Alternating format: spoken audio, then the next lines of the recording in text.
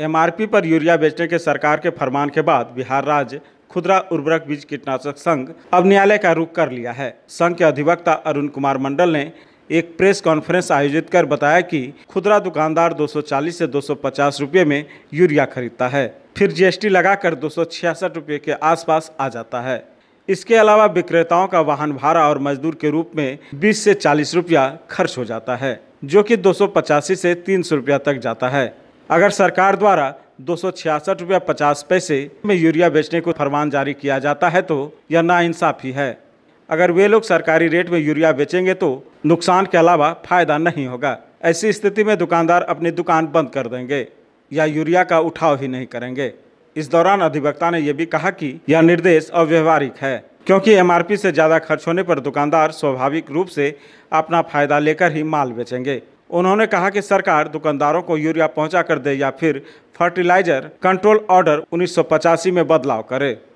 मंडल अधिवक्ता पटना उच्च न्यायालय।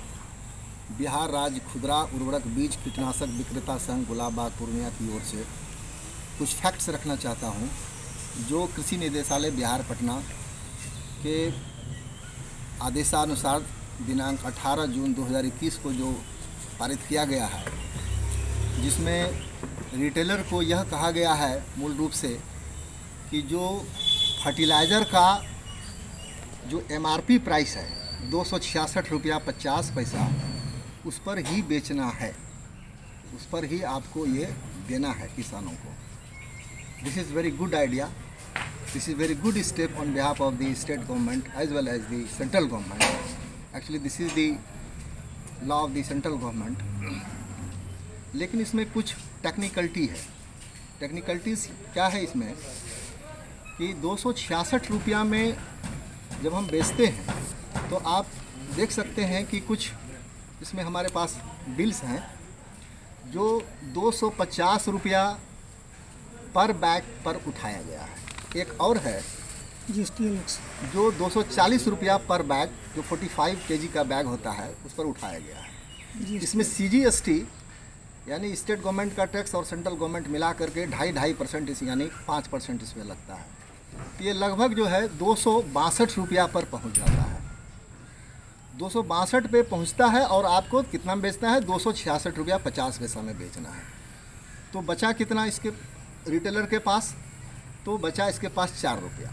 तो 4 रुपया में कहीं भी आपको लोडिंग एंड अनलोडिंग का चार्ज नहीं है, उससे ज़्यादा लगभग 5 रुपया है लोकल में, 5 रुपया। तो ये 267 पार कर गया।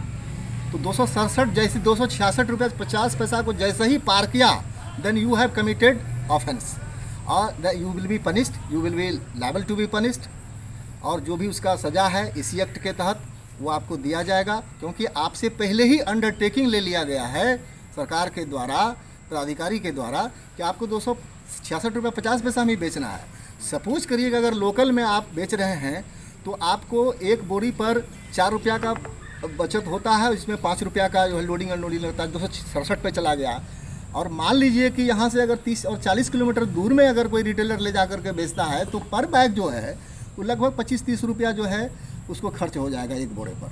तो वो लगभग 270-80 रुपये तक पहुँच जाता है। तो संभव ही नहीं है कि ये 266 रुपया 50 पैसा पे प्रैक्टिकली जो ग्राउंड लेवल पर जो है, जो फैक्ट है, उस पर ये दिक्कत होगी, कठिनाई होगी। इससे भ्रष्टाचार पैदा होगा, गलत तरीके से बेचेगा, इससे फिर ऑफेंस होगा, फिर जो है इस पर जो है पेनल्टी जो है उस पर लगाया जाएगा, जो रिटेलर हैं फंसेंगे। और यही नहीं, मेरे पास एक और है जो उसी कार्यालय आदेश में, इसमें जो है एफिडेविट किस तरह से लिखना है, इसमें एफिडेविट सबको देना है, प्रखंड लेवल के जो ऑफिसर हैं उनको भी देना है कि कालाबाजारी नहीं हो रही है। रिटेलर को भी देना है कि मैंने जो किसान को बेचा वो 266 रुपया 50 पैसे भी ही बेचा। और जो डिस्ट्रिक्ट एग्रीकल्चर ऑफिसर है उनको भी ये देखना है कि सही तरीके से बेचा जा रहा है, और अगर नहीं बेचा जा रहा है तो उसको रेड करना है और उसको जो है फिर दुकान को सील करना है। तो मेरा यहाँ ये कहना है कि यहाँ इसमें फ्लैक्सिबिलिटी होनी चाहिए कि जो दूर के हैं, जो रिटेलर दूर के हैं, दूर में ले जाके बेचते हैं, उनको जो ये भाड़ा का जो अंतर है, इस पर जो वो बोझ पड़ेगा, इसको सरकार को देखने की ज़रूरत है। और इसी बिंदु पर हम लोग जो है देख रहे हैं कि क्या इसमें लीगल इश्यूज है, क्या हम लोग इसमें कर सकते हैं, और हम लोग इसको कोर्ट ले जाने की तैयारी कर रहे हैं कि यह जो है अव्यावहारिक है और इसमें सरकार को ध्यान देने की ज़रूरत है, ताकि ना रिटेलर को प्रॉब्लम हो, ना ही किसानों को प्रॉब्लम हो, और ना ही प्राधिकारियों को प्रॉब्लम हो। यह सबके लिए हम एक विचार कर रहे हैं हम लोग मिल करके कि इसको जो है कानूनी रूप से हाईकोर्ट के सामने रखेंगे और सरकार से फिर हाईकोर्ट जैसा होगी वैसा करेंगे।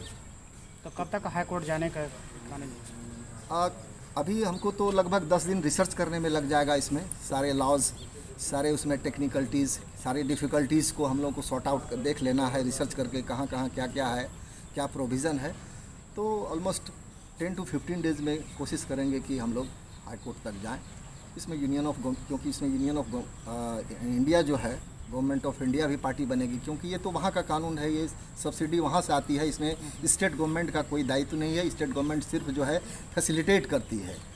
तो ये जितने भी सब्सिडी हैं वो सेंट्रल गवर्नमेंट की तरफ से होता है, तो इसलिए वो भी एक पार्टी है, नेसेसरी पार्टी है, इसको भी बनाएंगे। और इसमें स्टेट गवर्नमेंट की तरफ से जो फैसिलिटेटर की जो है भूमिका निभाई जाती है, इसलिए ये भी लायबल है कि इनको भी ये देखने की ज़रूरत है, कंसीडर करने की ज़रूरत है, इसलिए इनको भी पार्टी बनाएंगे।